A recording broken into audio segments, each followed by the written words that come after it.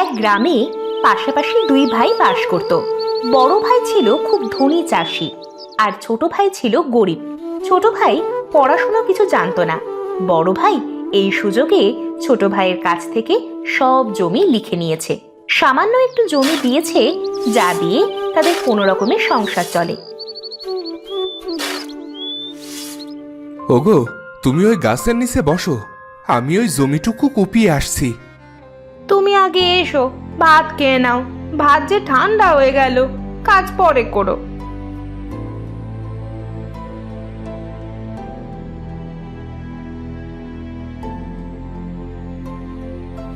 ওগো শুনছো, আমি তো খুব অসুস্থ।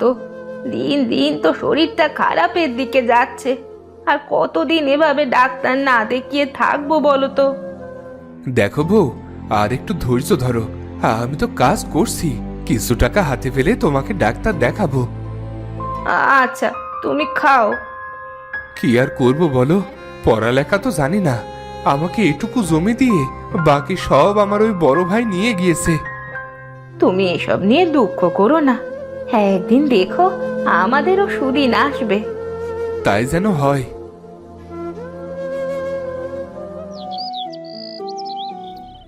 ওগো শুনছো, তোমার ভাই আর ভাইয়ের বউ সারা দিন তো কাজ করে। ওদের দেখে আমার একটুও সহ্য হয় না। এমন ভাব করে যেন একেবারে ফকিরের ঘরের ফকির। তোমার ওইসব নিয়ে ভাবতে হবে না গিন্নি, ওরা যেন সারা জীবন আমাদের গোলাম হয়ে থাকে সেই ব্যবস্থাই করব। তুমি ওই চরের জমিটুকু তোমার ভাইকে দিতে গেলে কেন বলো তো? আরে অতটুকু না দিলে লোকে কি বলবে বলো তো? এই শোনো না, আমাকে একটা গয়না গড়িয়ে দেবে? দেব গিন্নি দেব, তুমি আমার একমাত্র বউ, তোমাকে ছাড়া কাকে দেব বলো? আচ্ছা, খেয়ে নাও তো তাড়াতাড়ি।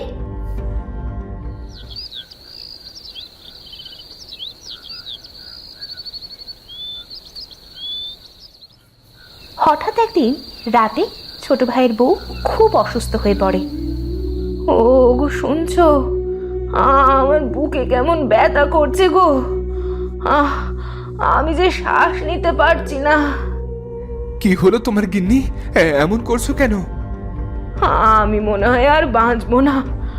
আমার খুব কষ্ট হচ্ছে। না না, তুমি কোনো চিন্তা করো না, তোমার কিচ্ছু হবে না। আমি তোমার কিচ্ছু হতে দেব না। আমার খুব কষ্ট হচ্ছে গো, তুমি আমাকে বাঁচাও। তুমি একটু ধৈর্য ধরো, আমি আসছি।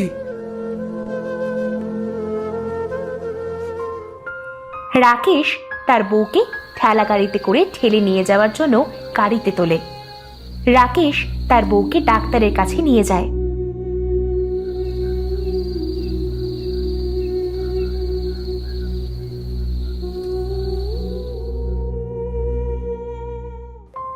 আমার বউকে বাঁচান ডাক্তার। ও ও সারা, আমার কেউ নেই যে, আর কেউ নেই। আপনি শান্ত হন, আমি দেখছি।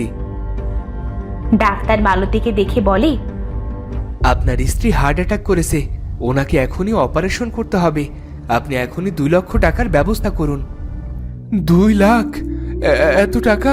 এত টাকা আমি কোথায় পাবো ডাক্তার, কোথায় পাবো? দেখুন, আপনার স্ত্রীর অবস্থা খুব খারাপ।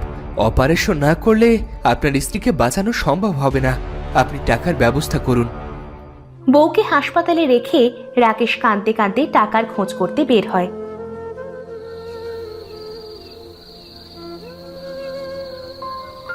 সে তার বড় ভাইয়ের বাড়িতে যায়। দরজায় টোকা দেওয়ার কিছুক্ষণ পর দরজা খোলে। দাদা দাদা, আমার বউ হার্ট অ্যাটাক করেছে। তুমি তুমি আমাকে 2 লাখ টাকা দাও, আমি সারা জীবন তোমার গোলাম হয়ে থাকবো। 2 লাখ? 2 লাখ টাকা কি মুখের কথা? আমি কোনো পয়সা টয়সা দিতে পারবো না। যা, আমার কাছে কোনো টাকা নেই। তোমার বউ মরবে তাতে আমাদের কি? এত রাত্রে ঘুম ভাঙাতে আসছো কেন? আমি আমি আমার জমি তোমাদের নামে লিখে দেব, দয়া করে আমাকে টাকাটা দাও। আমি কোনো টাকা পয়সা দিতে পারবো না। আর জমি যদি কিনি তাহলে তো সেই আমার জমিতেই থাকবি, যাবি আর কোথায়? যা তো, তুই এখান থেকে যা। টাকা পয়সা আমাদের কাছে নেই, আমরা দিতে পারবো না। যাও এখান থেকে। যত সব ঝামেলা কোথা থেকে যে আসে সব। আচ্ছা, সবাই বলে আমাদের গ্রামের জমিদার নাকি অনেক দয়ালু। যাই তো তার কাছে গিয়ে দেখি। ততক্ষণে সকাল হতে শুরু করেছে। জমিদার সাহেবের বাড়ি তো গ্রামের একেবারে শেষ মাথায়। এত ঘুরে গেলে অনেক দেরি হয়ে যাবে। যাই, জঙ্গলের মধ্য দিয়ে যাই, তাহলে দ্রুত যেতে পারবো। অনেক অনেক তৃষ্ণা পেয়েছে। সারা দিন কিছু না খেয়ে এই অবস্থা। না, জল ছাড়া আর বাঁচবো না। আমায় একটু জল খেতেই হবে। দেখি আশেপাশে কোনো কুয়ো আছে কিনা।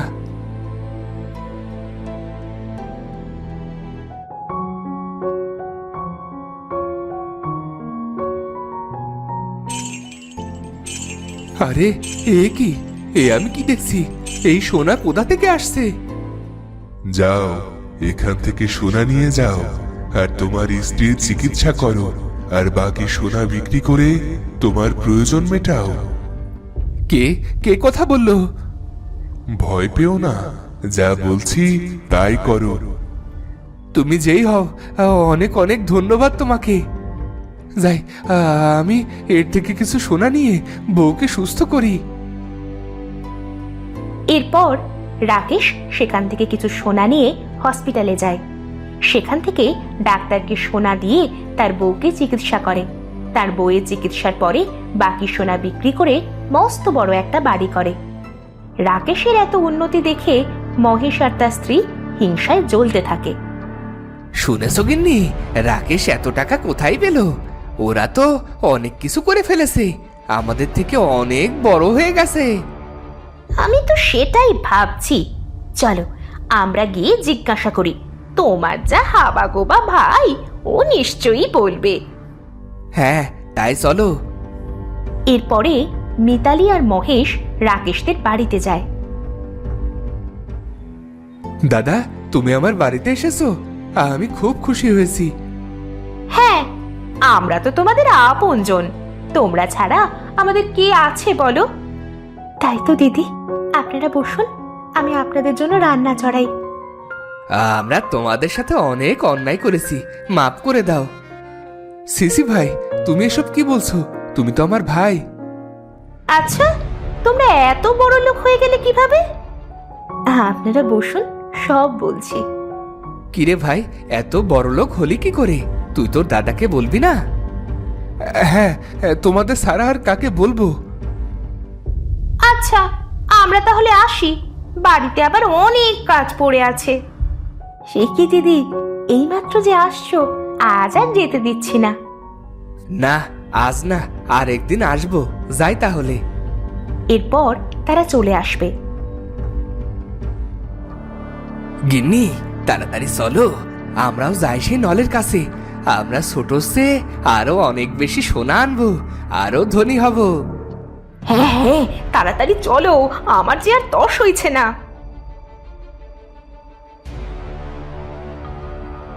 এরপর তারা সেই ট্যাপের কাছে যায়।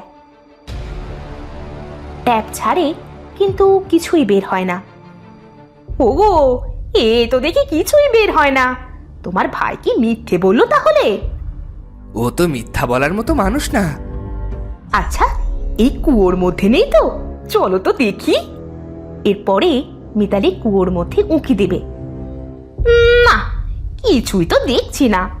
হাতটা ধরো তো, ভালোভাবে উঁকি দি। মিতালি ভালোভাবে উঁকি দিতে গিয়ে কুয়োর মধ্যে পড়ে যায়। আহ, আরে আমাকে ধরে আসো কেন? সারো, সারো বলছি। আহ! পড়ার সময় মহেশকে ধরে থাকার জন্য মহেশও সাথে সাথে পড়ে যায়, আর দুজনেই মারা যাবে। তো বন্ধুরা, ভিডিওটি কেমন লাগলো? যদি ভালো লাগে চ্যানেলটি সাবস্ক্রাইব করে বেল আইকনটি বাজিয়ে দিও। দেখা হচ্ছে পরের ভিডিওতে। ধন্যবাদ।